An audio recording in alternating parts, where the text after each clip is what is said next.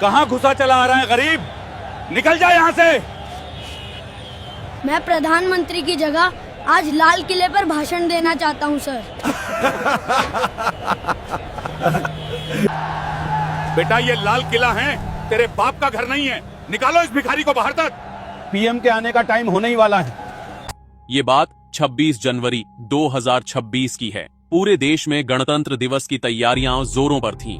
दिल्ली के लाल किले पर हर साल की तरह एक भव्य समारोह आयोजित होने वाला था, जिसमें प्रधानमंत्री, राष्ट्रपति और देश विदेश के मेहमान शामिल होंगे। इस बार एक खास कार्यक्रम रखा गया था। एक ग्रामीण स्कूल का बच्चा लाल किले पर मंच से भाषण देगा, जो देश की तरक्की, संस्कृति और युवा सोच को दर्शाएगा। हरियाणा के एक छोटे से गांव धौलपुर के सरकारी स्कूल में भी यही चर्चा थी। स्कूल के प्रिंसिपल रमेश शर्मा और कुछ टीचर्स मिलकर तय कर रहे थे कि किसे लाल किले भेजा जाए, लेकिन असल में यह चयन नहीं बल्कि सौदा था। गांव के सरपंच रणवीर सिंह का बेटा अंकुर अमीर, रंगीन कपड़े, महंगे जूते, उसे भेजने की पूरी तैयारी हो चुकी थी। सरपंच ने प्रिंसिपल और टीचर्स को खुश कर दिया था। पैसा, तोहफे और वादे। प्रिंसिपल ने कहा, अंकुर बहुत अच्छा लड़का है, उसकी हिंदी बहुत साफ है, कपड़े भी ढंग के हैं, हाँ, स्टेज पे अच्छा दिखेगा। लेकिन क्लास के पीछे की बेंच पर बैठा एक 12 साल का दुबला पतला लड़का राजू चुपचाप सब कुछ सुन रहा था। फटी शर्ट, पुरानी चप्पल, चेहरे पर मिट्टी के निशान। राजू दलित परिवार से था। उसके पिता मजदूरी करते थे, माँ घरों में बर्तन साफ करती थी। लेकिन राजू पढ़ाई में बेहद तेज था। हर साल टॉप करता, निबंध प्रतियोगिता में पहला आता और उसकी हिंदी भाषा इतनी साफ और सुंदर थी कि टीचर भी हैरान रहते। लेकिन किसी ने कभी राजू को मौका नहीं दिया, क्योंकि वो गरीब था, छोटी जाति का था। 26 जनवरी से 2 दिन पहले यानी 24 जनवरी को मुख्यमंत्री के निजी सहायक personal assistant Vinay Kumar school में निरीक्षण के लिए आए। उनके साथ 2 अधिकारी भी थे। उन्हें यह देखना था कि चयनित बच्चा वाकई काबिल है या नहीं। प्रिंसिपल और टीचर्स ने अंकुर को सामने खड़ा किया। अंकुर ने थोड़ी घबराहट में रटा हुआ भाषण शुरू किया। आदरणीय प्रधानमंत्री जी, राष्ट्रपति जी, हमारा देश महान है, हमारे नेता महान हैं। विनय कुमार ने सुना। भाषण ठीक था, लेकिन कुछ खास नहीं, बस रटी रटाई बातें। तभी अचानक भीड़ के बीच से एक आवाज आई, सर रुकिए। राजू ने हांफते हुए कहा, सर मैं इससे कहीं बेहतर भाषण दे सकता हूँ। मुझे एक मौका दीजिए। ये सुनते ही पूरे स्कूल में हंसी फूट पड़ी। टीचर्स ने एक दूसरे को देखा। प्रिंसिपल का चेहरा लाल हो गया। एक टीचर ने चिढ़कर कहा, राजू तू पागल हो गया है क्या? तू लाल किले पे भाषण देगा? तेरे कपड़े देख, तेरी हालत देखो देख। अरे अगर ये गरीब भिखारी लड़का स्टेज पे गया तो हमारी बेइज्जती होगी, स्कूल की बेइज्जती होगी, देश की बेइज्जती होगी। अरे अगर ये गरीब भिखारी लड़का स्टेज पे गया तो हमारी बेइज्जती होगी, स्कूल की बेइज्जती होगी, देश की बेइज्जती होगी। इस लड़के को बाहर निकालो, ये हमारा मजाक उड़ा रहा है। सर प्लीज, मैं सच में अच्छा भाषण दे सकता हूँ। मैंने खुद लिखा है। मैंने खुद लिखा है, बस एक बार सुन लीजिए। विनय कुमार ने राजू को ध्यान से देखा। उनके मन में कुछ हलचल हुई। ये लड़का इतनी बेइज्जती के बाद भी अपनी बात पर अड़ा है, शायद इसमें कुछ खास है। उन्होंने हाथ उठाकर सबको चुप कराया। रुकिए, मैं इस लड़के की बात सुनना चाहता हूं। प्रिंसिपल ने विरोध करने की कोशिश की। सर, ये लड़का बहुत गरीब है, इसकी कोई औकात नहीं। विनय कुमार ने सख्ती से कहा, मुझे औकात से मतलब नहीं, मुझे काबिलियत से मतलब है। राजू, तुम मेरे साथ आओ, मैं तुम्हारा भाषण सुनूंगा। राजू की आंखों में उम्मीद की चमक आ गई। विनय कुमार उसे एक खाली कमरे में ले गए। दरवाजा बंद हो गया। बाहर सब बेचैन खड़े थे। सरपंच घबराया हुआ था, टीचर्स परेशान, अंकुर का चेहरा उतरा हुआ। 15 मिनट बाद दरवाजा खुला। विनय कुमार बाहर आए। उनके चेहरे पर एक अजीब सी गंभीरता थी। उन्होंने माइक उठाया और घोषणा की, 26 जनवरी को लाल किले पर भाषण देने के लिए राजू को चुना गया है। पूरा स्कूल सन्नाटे में आ गया। विनय कुमार की घोषणा सुनते ही पूरे स्कूल में हड़कंप मच गया। सरपंच रणवीर सिंह का चेहरा लाल हो गया, मुट्ठियां भींच गईं। प्रिंसिपल और टीचर्स सकते में खड़े रह गए। अंकुर के मुंह से बोल ही नहीं निकल रहे थे। सरपंच ने गुस्से में कहा, ये क्या मजाक है? हमने इतना इंतजाम किया, इतने पैसे खर्च किए और आप इस भिखारी लड़के को चुन रहे हैं? विनय कुमार ने शांत लेकिन सख्त आवाज में जवाब दिया, सरपंच साहब, मुझे पैसों से मतलब नहीं, मुझे सिर्फ उस भाषण से मतलब है जो देश के सामने जाएगा, और मैंने राजू का भाषण सुना है, वो असली है, सच्चा है और दिल से लिखा गया है, इसलिए फैसला हो चुका है। एक टीचर ने हिम्मत करके पूछा, सर लेकिन इस लड़के ने आखिर ऐसा क्या लिखा है जो आपको इतना पसंद आया? विनय कुमार ने मुस्कुराते हुए कहा, वो आप 26 जनवरी को सुनेंगे, पूरा देश सुनेगा। अभी मैं सिर्फ इतना कह सकता हूँ, ये भाषण सिर्फ तारीफों का नहीं है, ये भाषण सच का आईना है। सबके मन में सवाल उठ रहे थे, आखिर इस गरीब लड़के ने क्या लिख दिया? लेकिन किसी को जवाब नहीं मिला। सरपंच का षड्यंत्र और राजू की चिंता उस रात। सरपंच ने प्रिंसिपल और कुछ टीचर्स को अपने घर बुलाया। गुस्से में बोला, ये राजू हमारी इज्जत मिट्टी में मिला देगा, इसे किसी भी तरह रोकना होगा। एक टीचर ने कहा, सरपंच जी, अब तो फैसला हो चुका है, हम कुछ कर नहीं सकते। सरपंच ने व्यंग्य से कहा, कुछ नहीं कर सकते? चलो कम से कम इसे परेशान तो कर सकते हैं ना।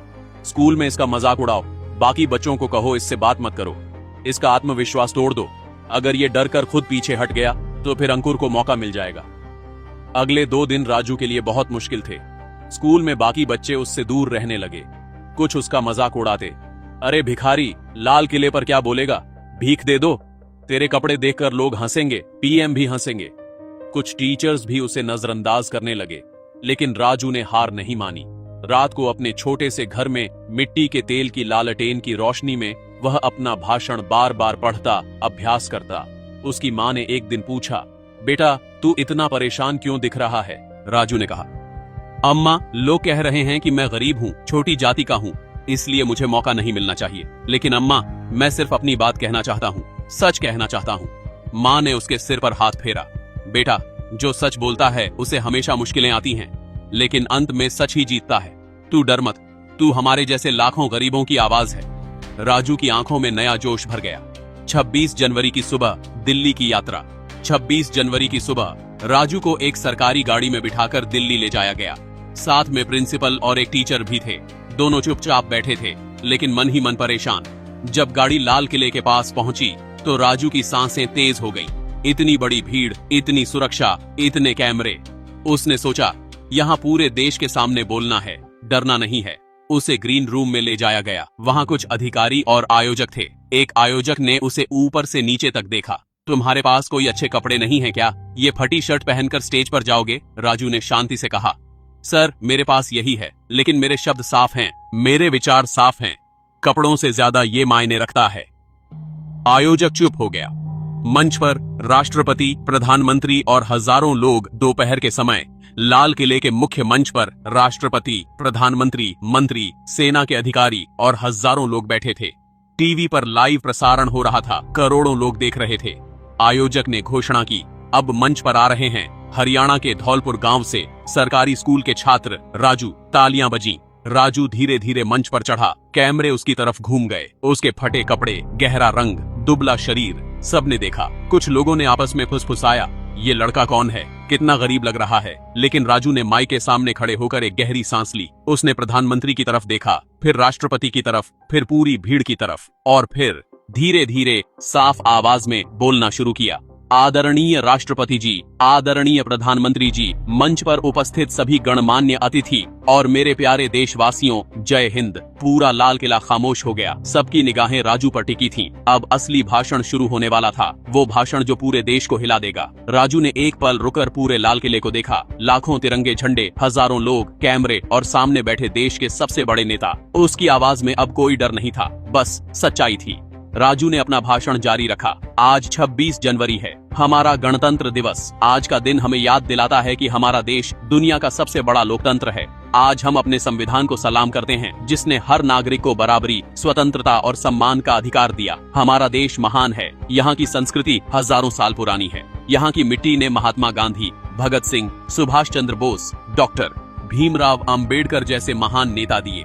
हमारे देश ने अंग्रेजों से आजादी छीनी, हमने अपना संविधान बनाया, और आज हम दुनिया की 5वीं सबसे बड़ी अर्थव्यवस्था हैं। हमारे नेता मेहनत कर रहे हैं, सड़कें बन रही हैं, स्कूल खुल रहे हैं, अस्पताल बन रहे हैं, गरीबों के लिए योजनाएं चल रही हैं। Digital India, make in India, skill India, हर तरफ विकास हो रहा है। मैं अपने देश पर, अपने नेताओं पर गर्व करता हूँ। यहाँ तक सब कुछ सामान्य था। लोग खुश होकर तालियां बजा रहे थे। प्रधानमंत्री भी मुस्कुरा रहे थे। लेकिन अब राजू की आवाज में एक अलग ही गंभीरता आ गई। लेकिन आदरणीय नेताओं, मैं आज यहां सिर्फ तारीफ करने नहीं आया हूं, मैं यहां सच बोलने आया हूं। हमारा संविधान कहता है सब बराबर हैं, लेकिन क्या सच में ऐसा है? मैं एक छोटे से गांव से आता हूं। मेरा परिवार दलित है। मेरे पिता मजदूरी करते हैं, मेरी मां बर्तन साफ करती है। मैं अपनी क्लास में हमेशा टॉप करता हूं, निबंध प्रतियोगिताओं में पहला आता हूं। लेकिन जब मैंने कहा कि मैं लाल किले पर भाषण देना चाहता हूं, तो सबने मुझ पर हंसा। मेरे स्कूल के प्रिंसिपल और टीचर्स ने सरपंच के बेटे को चुना था, क्योंकि उसके पास पैसा था। मुझसे कहा गया, तू गरीब है, भिखारी है, तेरी औकात नहीं। मुझसे कहा गया, अगर तू स्टेज पर गया तो देश की बेइज्जती होगी। क्यों? क्योंकि मेरे कपड़े फटे हैं, क्योंकि मेरी जाति छोटी है। पूरे लाल किले में सन्नाटा छा गया। कैमरे राजू पर फोकस हो गए। प्रधानमंत्री की मुस्कान गंभीर हो गई। राजू ने आगे कहा, मैं अपने देश से प्यार करता हूं, लेकिन मुझे दर्द होता है जब मैं देखता हूं कि भेदभाव आज भी जिंदा है। हमारे संविधान निर्माता डॉक्टर भीमराव अंबेडकर दलित थे और उन्होंने इतना बड़ा संविधान लिखा। हमारे पूर्व राष्ट्रपति के आर नारायणन रामनाथ कोविंद दलित समुदाय से थे और उन्होंने देश को गर्व दिया। हमारे कई मंत्री, IAS अधिकारी, डॉक्टर, इंजीनियर छोटी जातियों से हैं। तो फिर गांवों में, स्कूलों में, दफ्तरों में आज भी गरीबों को, दलितों को क्यों नीचा दिखाया जाता है? आज भी कई गांवों में दलित बच्चे अलग बैठकर खाना खाते हैं। आज भी नौकरियों में जाति देखी जाती है। आज भी अमीर के बच्चे को हर मौका मिलता है, गरीब के बच्चे को सिर्फ सपने मिलते हैं। हमारा देश तब महान बनेगा जब हर बच्चे को बराबर मौका मिले, चाहे वो किसी भी जाति का हो, किसी भी धर्म का हो, गरीब हो या अमीर। मैं आज यहाँ सिर्फ इसलिए खड़ा हूं क्योंकि एक ईमानदार अधिकारी ने मुझे मौका दिया। अगर वो भी मेरे कपड़े देखकर हंस देते तो आज मैं यहाँ नहीं होता। तो मेरा देश से, अपने नेताओं से, अपने समाज से एक ही निवेदन है, गरीबों को, दलितों को, पिछड़ों को मौका दीजिए, उन्हें सम्मान दीजिए, उनकी काबिलियत देखिए, उनके कपड़े नहीं। जय हिंद, जय भारत, जय संविधान। राजू ने हाथ जोड़े और माइक से पीछे हटा। कुछ सेकंड के लिए पूरा सन्नाटा रहा। फिर अचानक प्रधानमंत्री खड़े हो गए और जोर से तालियां बजाने लगे। उन्हें देखकर राष्ट्रपति भी खड़े हुए। फिर मंत्री, फिर सेना के अधिकारी, फिर पूरी भीड़, सब खड़े होकर तालियां बजाने लगे। करोड़ों टीवी देखने वाले लोगों की आंखों में आंसू थे। प्रधानमंत्री मंच पर आए, राजू के कंधे पर हाथ रखा। बेटा, तुमने आज वो कहा जो कहना जरूरी था। तुमने सच का आईना दिखाया। मैं वादा करता हूँ, हम इस भेदभाव को खत्म करने के लिए और सख्त कदम उठाएंगे। तुम्हारी आवाज पूरे देश तक पहुँच गई है। राष्ट्रपति ने राजू को एक विशेष सम्मान पत्र और अवार्ड दिया। उस दिन के बाद राजू की कहानी हर अखबार में छपी, हर न्यूज चैनल पर दिखाई गई। सोशल मीडिया पर उसके भाषण के वीडियो वायरल हो गए। लाखों लोगों ने कहा, ये है असली भारत की आवाज। सरपंच, प्रिंसिपल और टीचर्स सब शर्मिंदा थे। सरकार ने उस स्कूल की जांच करवाई और भेदभाव करने वालों पर कार्रवाई हुई और राजू, उसे पूरे देश से स्कॉलरशिप के ऑफर आए। एक बड़े स्कूल ने उसे मुफ्त में पढ़ाने का मौका दिया, लेकिन राजू ने कहा, मैं अपने गांव के स्कूल में ही पढ़ूंगा, क्योंकि असली बदलाव गांवों से ही आएगा। दोस्तों, यह कहानी यहीं खत्म होती है। एक गरीब, भिखारी समझे जाने वाले लड़के ने साबित कर दिया कि असली ताकत सच बोलने में है, दिखावे में नहीं। अगर इस कहानी ने आपको प्रेरित किया हो, अगर आपको लगता है कि हर बच्चे को बराबर मौका मिलना चाहिए, अगर राजू के साहस और भाषण ने आपके दिल को छुआ, तो इस वीडियो को एक लाइक जरूर करें और कमेंट में लिखें, जय संविधान, जय बराबरी। इस कहानी को अपने दोस्तों और परिवार के साथ शेयर करें, ताकि यह संदेश दूर तक पहुंचे कि भेदभाव गलत है और हर इंसान को सम्मान मिलना चाहिए। और हाँ, ऐसी ही दिल को छू लेने वाली, प्रेरणादायक और समाज को झकझोरने वाली कहानियों के लिए हमारे चैनल को सब्सक्राइब और फॉलो करना बिल्कुल मत भूलना। अगली कहानी में फिर मिलेंगे, एक नया सबक, एक नई सच्चाई और एक नया जीवन का पाठ लेकर। तब तक के लिए सच्चे रहिए, निडर रहिए, इंसानियत बनाए रखिए। जय हिंद, जय भारत, जय संविधान।